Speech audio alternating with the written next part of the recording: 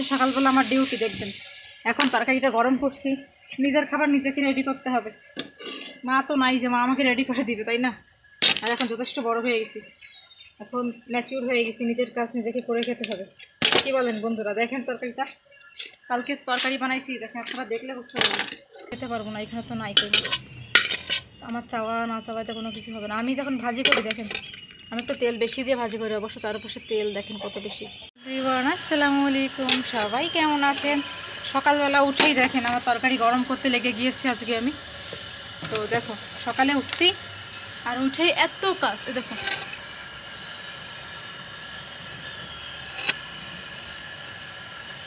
তো সকালে উঠেই এই তরকারি গরম করা, দেখো অল্প একটু তরকারি ছিল, এটা গরম করতেছি। গরম করার পরে কী হবে, এটা দিয়ে ভাত খাবো, তাই তো এই হচ্ছে আমার সকালে হালকা একটু তরকারি আছে, দেখো এটা দিয়ে আমাকে সকালে ভাত খেতে হবে। কালকে আমি আলু আর টমেটো ভাজি করেছিলাম, সাথে একটু ডিম ছিল, তো ওইটার অবশিষ্ট একটু পড়ে আছে, সেটা আমি খাবো। এটা আমার সকালের খাবার। দুপুরের জন্য আবার আমার বর এক্সট্রা করে নিয়ে আসবে সব কিছু। তো পাকিস্তানে আসলে সকালবেলা আমার এইভাবেই কাটে, হালকা পাতলা তরকারি, হালকা একটু ভাত।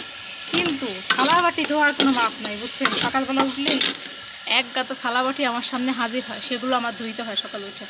তাহলে ভাবেন কত কাজ ভাই। এই বড় বড় থালাবাটি ধুইতে গেলে সকালবেলা বেশি রাগ হয়, বলিয়েন না।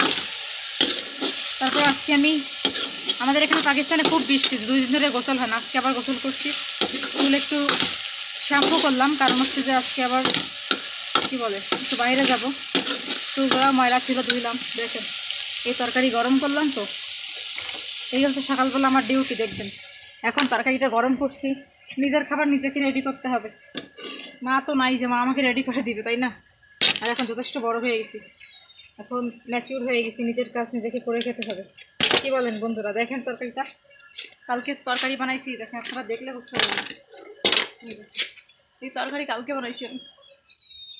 তো এই কালকের বানানো তরকারি এখন হচ্ছে যে এটা আমি এই যে ঢালে রাখতেছি বাটিতে। দেখেন ঢালে রাখছি কেন জানেন? কারণ হচ্ছে আমি এখন কড়াইটা ধুয়ে ফেলবো, কড়াইটাকে ফ্রেশ রাখতে হবে, কারণ দুপুরবেলা আবার খাবার বানাতে হবে। তো তো যেন সকালের খাবারটা গরম করে এটা আমি দেখেন প্লেটে রেখে দিচ্ছি, দুপুরের খাবারটা জলদি বানাতে পারি। দুপুরের খাবারটা বানানোর সময় যাতে আমার মানে থালাবাটিটা নোংরা না থাকে। এই যে এটা তরকারি বানিয়েছিলাম কালকে, মাছ তো আর পাই নাই ভাই।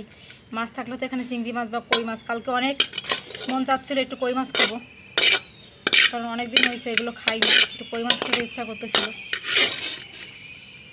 খুব মন চাচ্ছিল একটু কই মাছ খাবো, কিন্তু কই মাছ তো আর খেতে পারবো না, এখানে তো নাই কই মাছ। আমার চাওয়া না চাওয়াতে কোনো কিছু হবে না। আমি যখন ভাজি করি দেখেন, আমি একটু তেল বেশি দিয়ে ভাজি করি, অবশ্য চারপাশে তেল দেখেন কত বেশি। আমি এরকমই মানে যখনই কিছু করি, এই পাশে আমি যখনই কিছু করি না বেশি করে তেল দিই ভাজিতে, মানে ভাজিতে বেশি করে তেল দিলে আমার মনে হয় এটা খেতে অনেক বেশি টেস্টি হয়। নিজের পুরো তেলের উপরে ভাজি করেছি, দেখেন সুন্দর না ভাজি। সকালে উঠলাম, উঠে ঘর টর কত সুন্দর করে ক্লিন করলাম, পুরো ঘর বাড়ি একদম ক্লিন করে রাখতে হয়। নিজের হাতে সব কিছু ভাই, নিজের সংসার। এরপরে কি করি, এগুলো নিয়ে যাবো কল পরে, সকালবেলা উঠেই কাজ। এগুলো সব ধুইতে হবে, সব নোংরা হয়ে আছে, এগুলো সব নিয়ে যাইতে হয় কল পরে, এগুলো ধুইতে হয়, ঠিক আছে?